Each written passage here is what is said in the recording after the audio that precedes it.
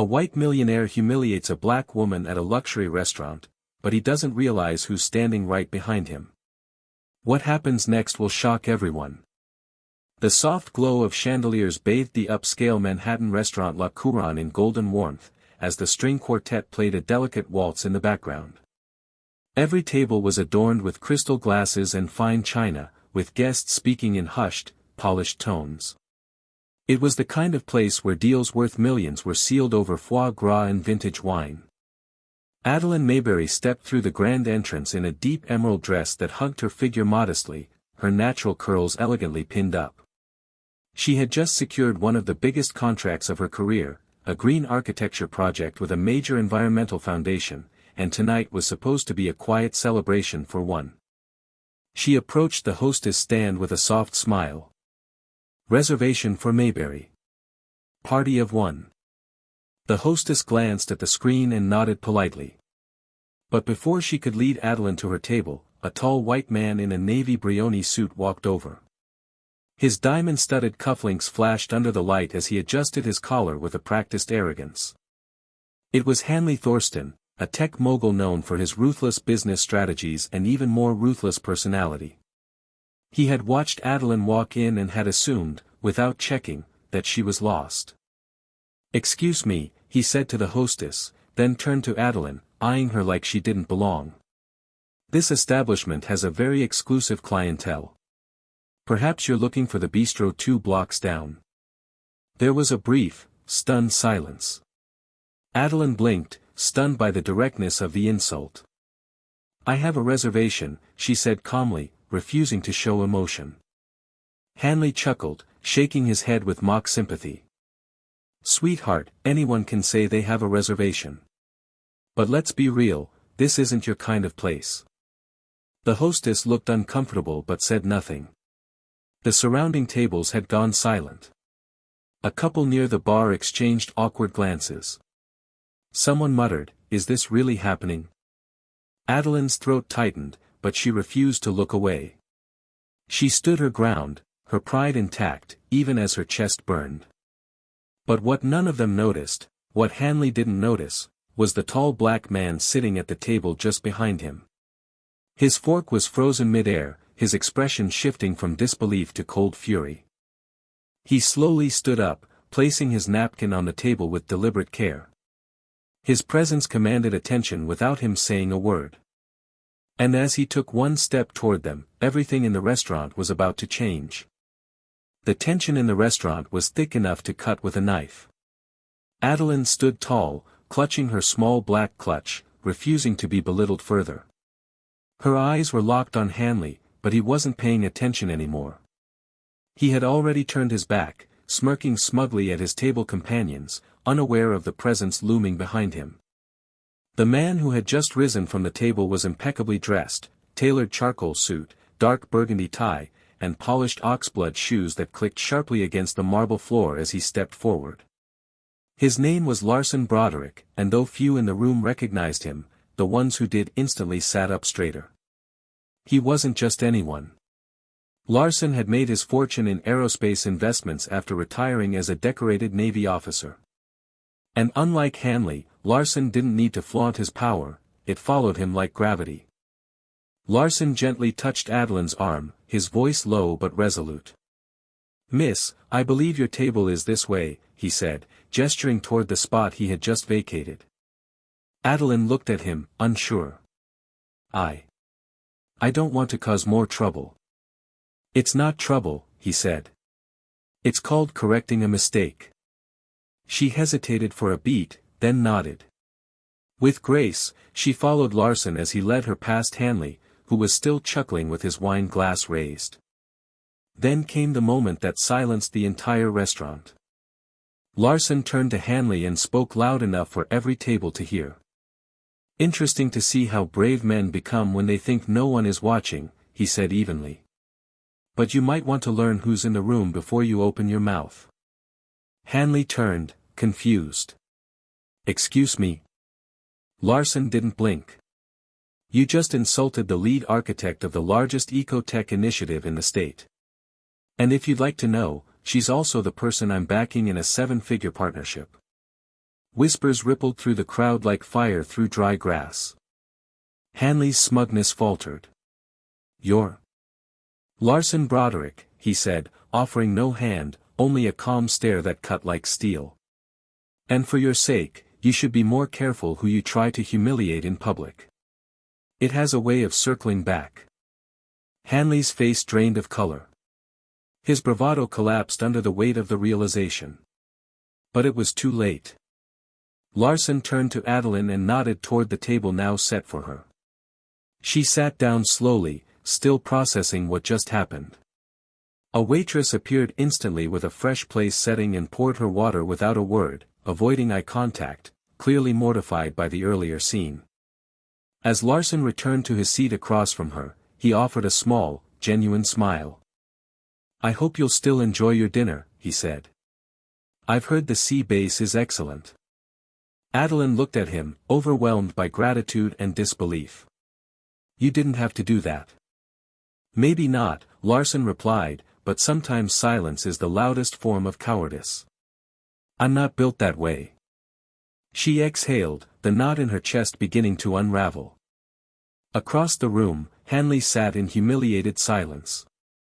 For the first time in a long time, he was no longer the center of attention, and he knew it. The evening air outside the restaurant was cool, with the faint scent of spring blooming in the city. Adeline stood on the curb, arms crossed against her chest, trying to process everything that had just happened. The adrenaline was wearing off, replaced by a tremble she couldn't control, not from fear, but from the emotional weight of public humiliation and the shocking act of kindness that had followed. Larson exited the restaurant a few minutes later, his movements composed, his expression unreadable. He found her standing near a lamppost, looking like someone who had just walked out of a storm. "You okay?" he asked gently, keeping a respectful distance. She nodded but didn't meet his eyes. "I'm just trying to wrap my head around what happened. That man, the way he looked at me like I didn't belong, like I was invisible." Larson sighed, slipping his hands into his pockets. "You were never invisible." He just couldn't see past his own ignorance. That made her glance up. His tone wasn't angry, it was steady, like someone who had seen this kind of thing far too often. And perhaps, had lived through it. "Why did you step in?" she asked after a pause. "You didn't know me. Most people just look away. Pretend they didn't hear." Larson tilted his head slightly, then nodded toward his black car parked along the street. "Let me give you a ride home. I'll explain on the way." For a second, she hesitated. But something about him made her feel safe, not in a guarded, wary way, but safe in the way someone feels when finally seen for who they truly are. The car's interior smelled faintly of cedar and clean leather. As they pulled away from the curb, the silence between them wasn't awkward, it was thoughtful. "I come from a military family," Larson finally said, eyes on the road. "Raised in North Carolina. Served 22 years in the Navy, most of them in classified operations. After I retired, I started investing, clean energy, space tech, AI ethics. I've made a lot of money, but none of that matters when people still look at you like you're less." Adeline listened carefully, her breath catching slightly at his last sentence. "I've been in rooms where my degrees, my medals, even my money couldn't keep someone from assuming I was a bodyguard or a driver," he continued, voice calm but firm. "And I swore, every time it happened, that if I saw someone else go through it, I wouldn't stay quiet." She looked over at him, her voice quiet. "You kept that promise." Larson nodded. "We owe each other that much, don't we?" Adeline was silent for a long time, her fingers laced together in her lap. The lights of the city passed outside her window, casting brief shadows over her thoughtful face. "I've worked hard my whole life," she said finally. "Put myself through school. Built my own firm. I was proud to come to that restaurant tonight. I wasn't showing off, I just wanted to feel like I'd made it. Like I belonged." "You do," Larson said firmly. "More than he ever will." They arrived at her apartment building in Harlem. It wasn't flashy, but it was hers, a brownstone walk-up she'd purchased after landing her first big client. Before stepping out, she turned to him. "I don't know how to thank you." "You already did," he said, then added with a faint smile, "but if you really want to repay me, take me up on dinner sometime. One where no one gets insulted." She smiled, genuinely this time. "That sounds fair." Larson waited until she was safely inside before pulling away, but even as he drove off into the night, the memory of her eyes, strong, intelligent, wounded but unbroken, stayed with him. And for Adeline, something had shifted too. For the first time in a long while, she felt like maybe the fight wasn't hers to carry alone. A month passed. What had once been a fleeting moment of humiliation in a restaurant had faded from the public's mind, but not from Adeline's life. At first, things seemed normal. Her office was bustling, clients responded to emails, and progress on the green energy complex she had been contracted for continued steadily. But then small things started going wrong. A call from a major investor, postponed indefinitely.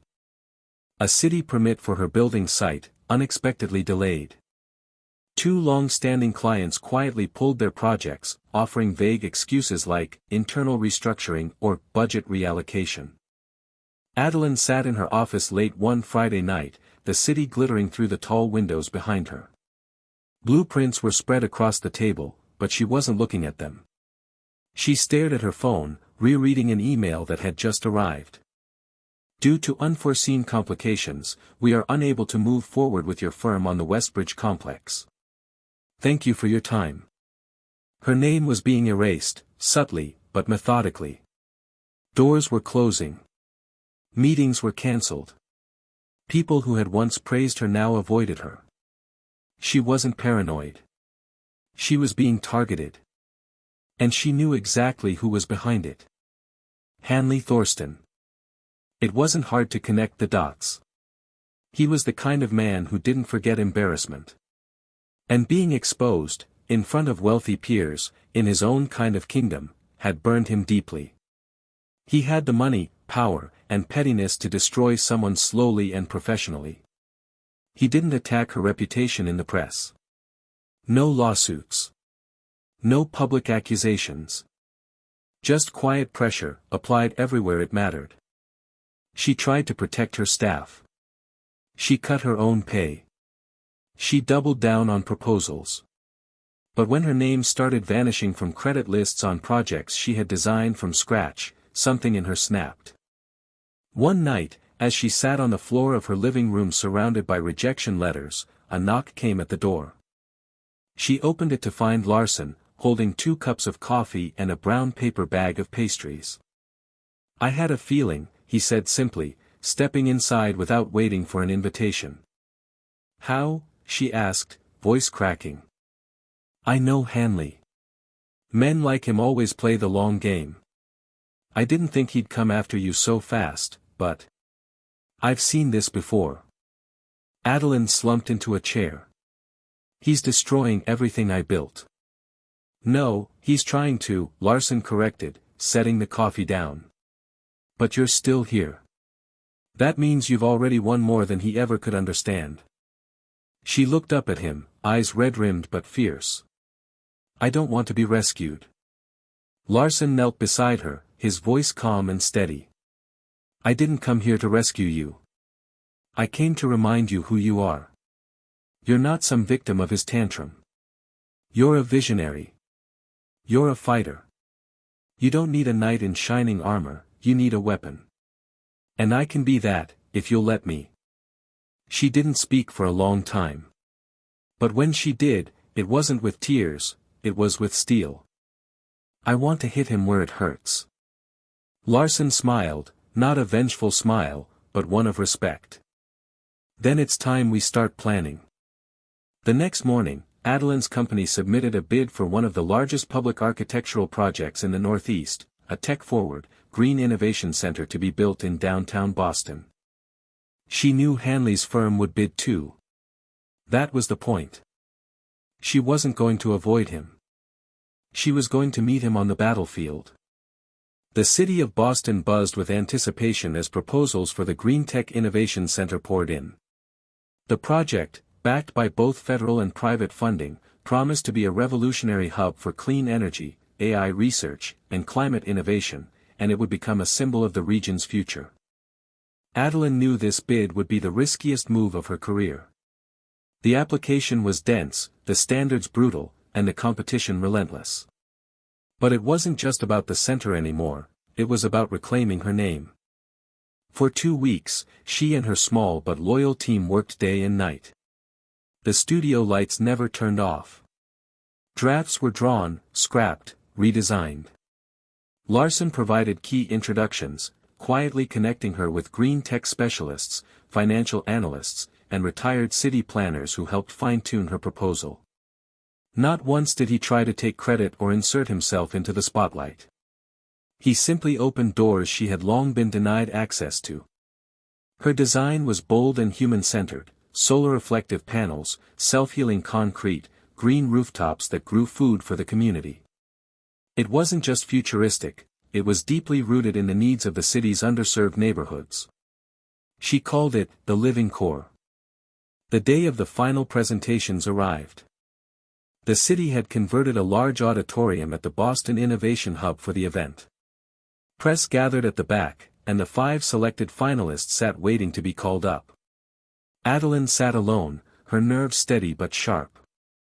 Then, she saw him. Hanley. He entered the room with his usual entourage: crisp suit, designer watch, empty charm.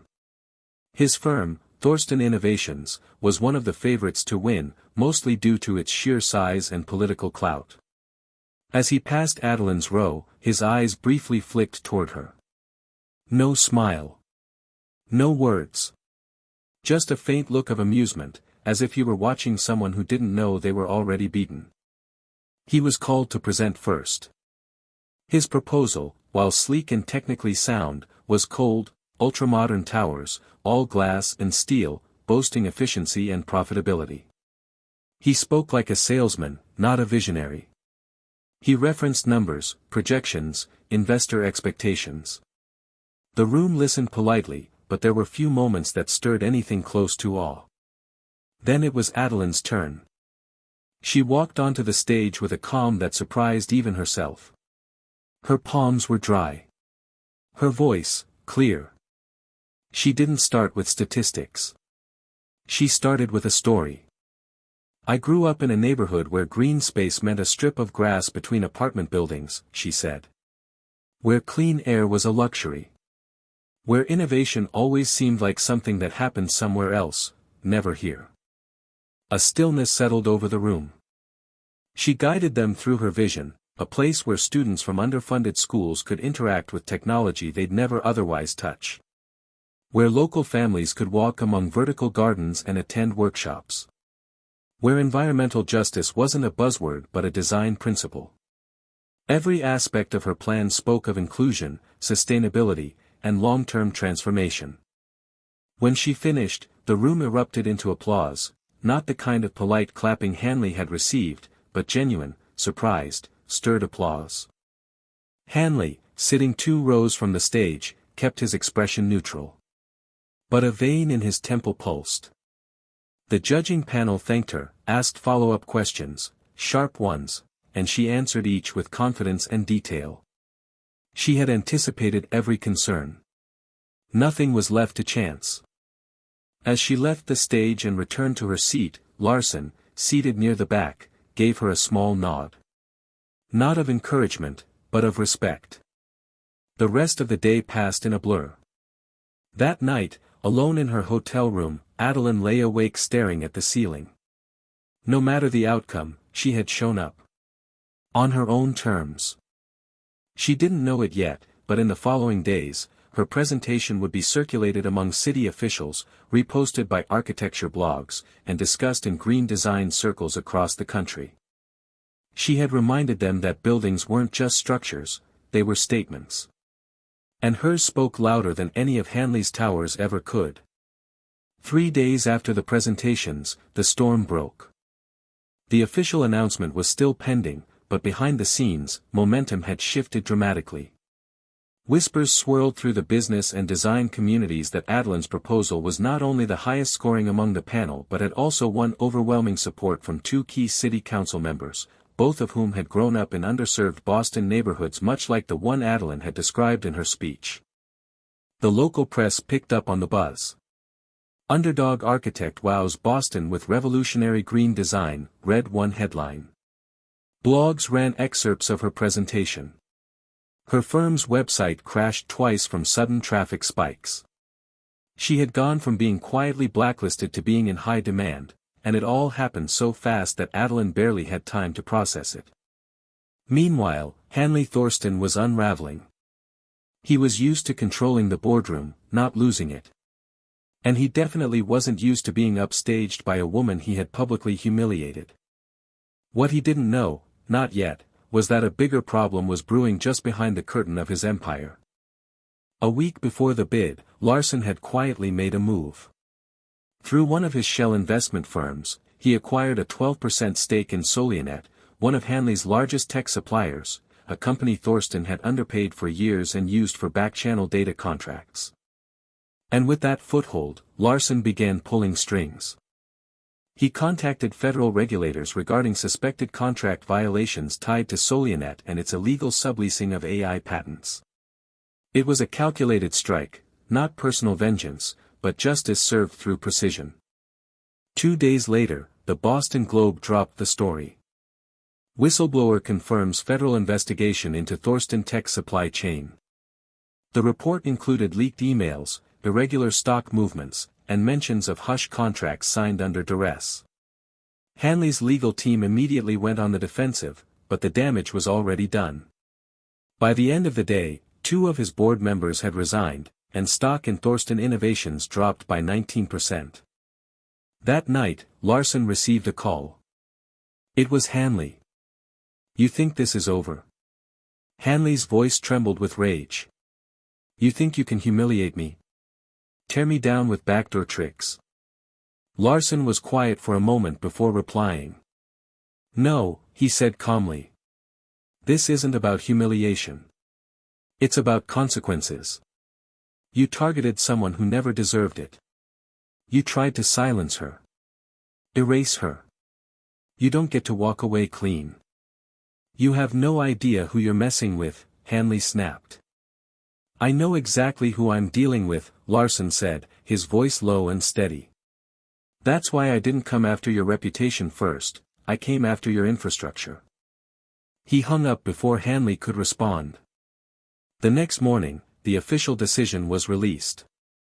Adeline Mayberry Design and Development had been unanimously awarded the Green Tech Innovation Center contract. The statement from the city's mayor read, "We chose the design that didn't just imagine a future, it fought for it. Ms. Mayberry's vision reflects the very heart of this project, inclusive innovation, rooted in the communities that need it most." Adeline sat in stunned silence at her desk when the news broke. Her entire team erupted into cheers. Her assistant burst into tears. Dozens of congratulatory emails and calls poured in. But Adeline didn't celebrate immediately. She sat quietly, her hand over her mouth, blinking as the weight of the past months suddenly lifted. She had made it.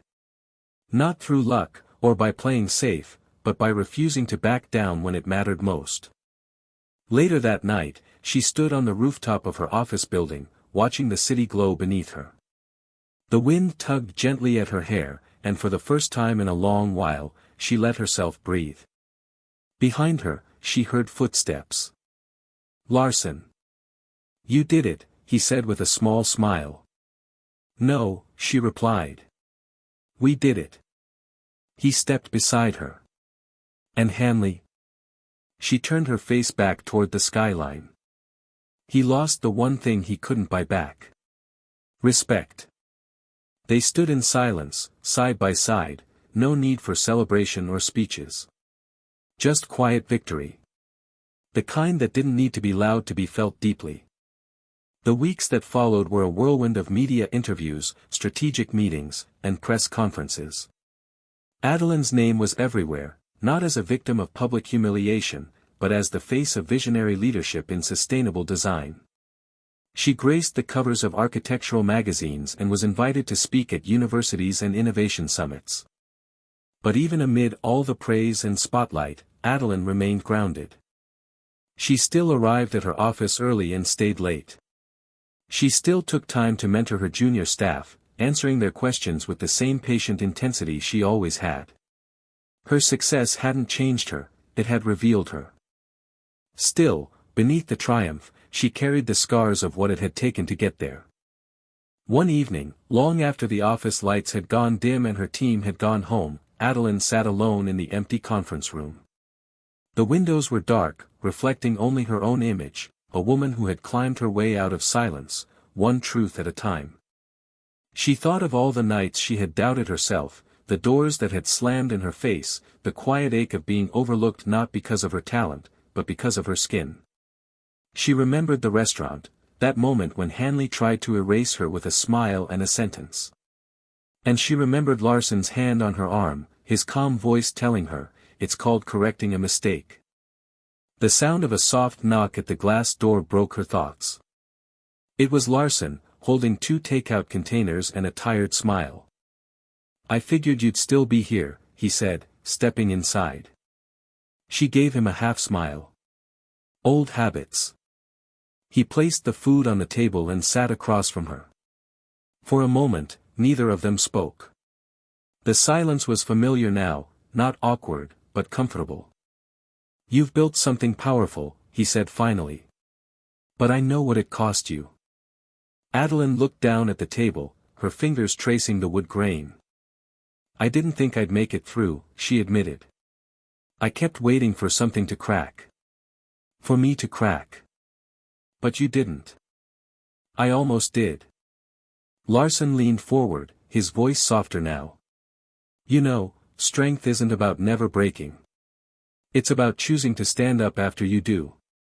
And you stood taller than anyone I've ever seen." She looked at him, eyes glistening slightly. "I didn't want to fall for anyone through all this. I couldn't afford to be distracted." "I never wanted to be a distraction," he said. "I wanted to be a partner. Whatever that looks like for you, as a friend, a colleague, or something more." There was a pause. Not out of hesitation, but because the moment needed room to breathe. Adeline reached across the table, her hand brushing his. "I think I'm ready for something more," she whispered. Larson smiled, warm and certain. "Then let's build something, not out of pressure, or fear, or damage. But out of respect. Out of choice." She nodded, feeling something inside her begin to mend, not from his words alone, but from the way he said them. Without control. Without expectation. Just presence. Later that night, they sat on the office balcony, sharing food, laughter, and stories of their childhoods. The city buzzed below them, full of light and life. Adeline realized something she hadn't said out loud yet. She wasn't just surviving anymore. She was living. The grand opening of the Green Tech Innovation Center arrived on a crisp October morning, with the Boston skyline painted in amber and gold. The streets around the building were blocked off for the ceremony, lined with rows of chairs, cameras, and a large temporary stage built just outside the entrance. A brass band played quietly in the distance as guests began to gather, city officials, engineers, architects, students, activists, and community leaders from every corner of the region. At the heart of it all stood Adeline. She wore a simple navy suit, elegant and strong, her natural curls framing her face with poise. She had arrived hours early, walking slowly through the building before anyone else came in. Every corridor, every solar-lit room, every indoor garden and classroom bore her signature, her touch, her battle scars, and her vision. This wasn't just a building. It was her answer to everyone who had ever tried to make her small. Larson found her in the main atrium, staring up at the ceiling where a massive skylight poured morning light over the installation of hanging plants and recycled glass sculptures. "You ready?" he asked. Adeline turned, a calm smile on her face. "I've never been more ready for anything." Outside, the seats had filled. The mayor stood at the podium first, giving a speech filled with pride and admiration for what the center represented, a future that was inclusive, green, and built by people who refused to wait for permission. Then came a university dean who praised the design as a model that would be replicated across the country. A local high school student spoke about what it meant to finally have a place that felt like it was built for them. And then the host called Adeline to the stage. Applause thundered as she stepped up, gripping the sides of the podium. She looked out over the crowd, then toward the building, her building, and began. "When I first stood in front of this land, it was nothing but concrete and potential," she said. "People told me it was too ambitious. That my ideas were idealistic. That I didn't have the backing, the power, the pedigree." She paused, then looked directly at the cameras. They were wrong. The crowd erupted into cheers. "I didn't build this alone," she continued. "I had a team who believed. A community that pushed. And one man who reminded me that courage isn't about being the loudest voice in the room, it's about being the voice that won't back down." Her eyes briefly met Larson's. He gave her a small, proud nod. "This place isn't just a center for innovation, it's a living promise. That the future belongs to all of us, not just the few who were born into privilege. That brilliance knows no color, and that vision cannot be silenced." The standing ovation that followed wasn't just for the speech. It was for the woman, the journey, the defiance turned into legacy. Later, as the ribbon was cut and people flooded inside, reporters swarmed her. Photographs were taken. Microphones were offered. But Adeline stayed grounded, moving from guest to guest, especially the young ones, the girls who looked like her. She shook hands, answered questions, and knelt down to talk to children about solar panels and design like they were the next generation of architects, because she believed they were. At sunset, the crowds thinned. The brass band had long stopped playing. The buzz of the day gave way to a serene hush across the now glowing building. Adeline and Larson stood alone at the edge of the rooftop garden. Below them, the city lights twinkled. "You changed the game," he said. She shook her head gently. "We changed it." He slipped his hand into hers. "What now?" Adeline looked out across the skyline, the cool breeze catching the corner of her coat. "Now," she said, "we build more." And in that moment, under the stars, she felt something she hadn't let herself feel in years, not pride, not victory. Freedom. This story is ultimately about reclamation, not just of reputation, but of voice, space, and dignity.